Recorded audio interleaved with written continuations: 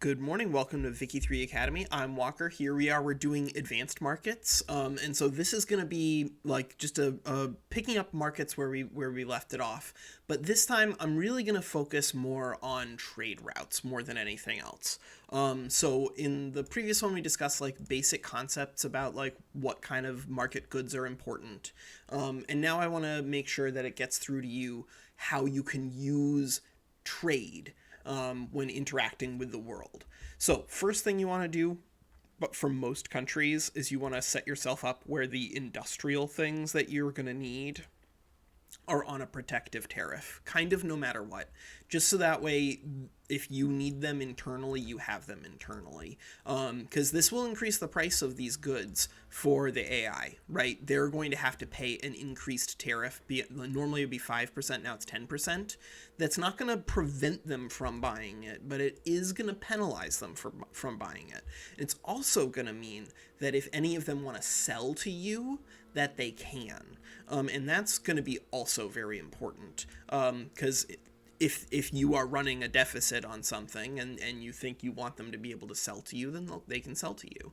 We're probably not going to adjust that for some of these things, but my primary goal is to make sure that if there is something like this, where there's just like an outrageous amount of tea in the market, that someone will come by and buy it, because I don't want it, right? Like that's a waste of my resources, and I can help mitigate that waste of resources with trade routes, which I'm about to right here.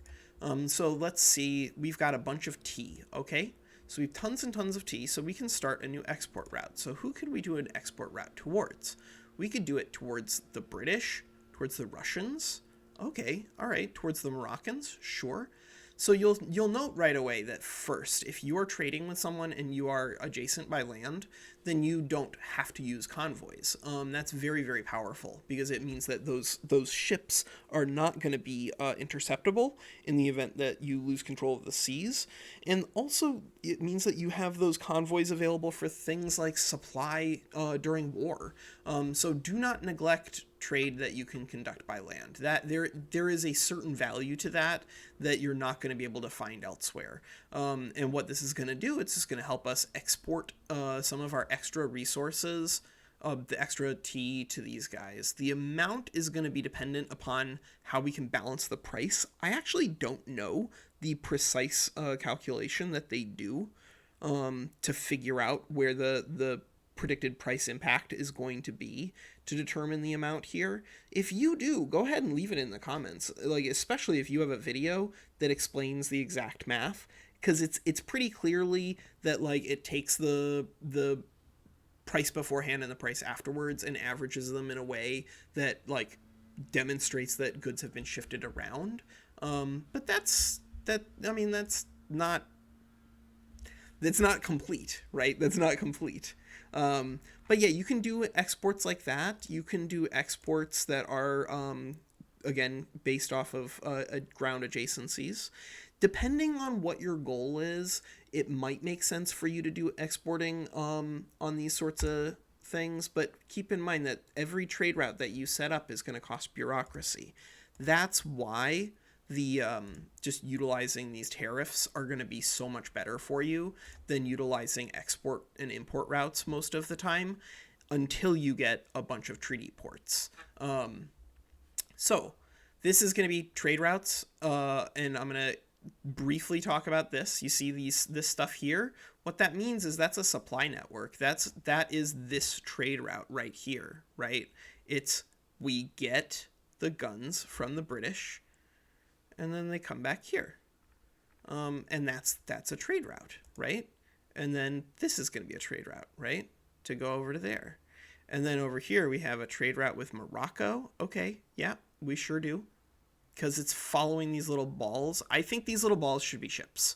I think if you're not going to animate it, that's okay. But I think that the little ball thing makes no sense. That needs to be a ship or something that like clearly identifies as, oh yeah, right, those are my convoys, because that's the where your convoys are going, and that's why you can use convoy rating to blow people up. So the thing that I'm going to tell you to make this into, like, a 7-minute video is how to expand your convoys in your trade network so that you can do more exports.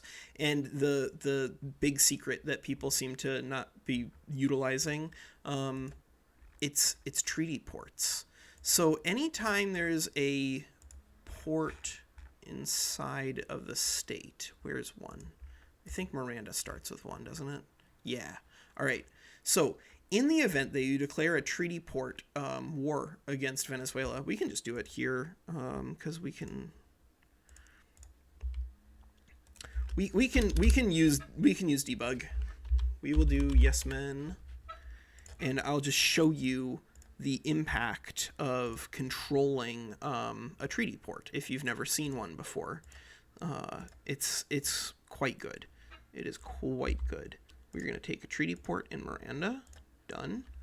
And then I'm going to let this progress to here, and then I'm going to switch over to them, and then they're going to go ahead and just surrender the treaty port. Yeah. And switch countries. Give in. And now you see not only has the Ottoman Empire taken control of the treaty port, but they've taken control of the port.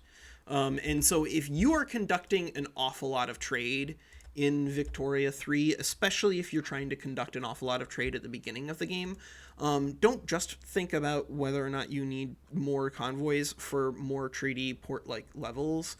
Here, you want to make sure that you have enough convoys to just, like, keep expanding your trade network. You'll be able to pick up quite a few treaty ports as great powers in the beginning of the game pretty easily, because you should be able to just get a big army and threaten people, and they're not even that expensive in terms of infamy.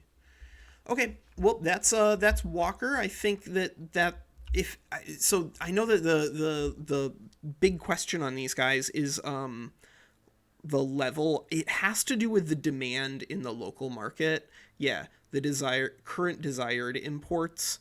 And so then it tries to come up with a way to use that and trade route competitiveness to determine the units of tea traded. But I can't figure out the exact method that they're using here. It is coming from competitiveness is what it boils down to.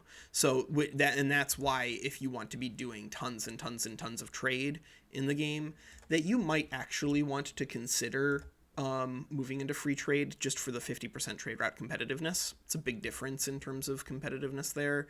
I suspect that trade it's going to get better when the AI gets better, but right now it's a little questionable how useful it is in, like, past the middle of the game, at least on vanilla AI. Okay, well, that's Walker. That's Advanced Markets. Let me know if you still have any questions about trade routes. I suspect that we're gonna get a firm answer on how that level is calculated somewhere soon. Yeah, take care.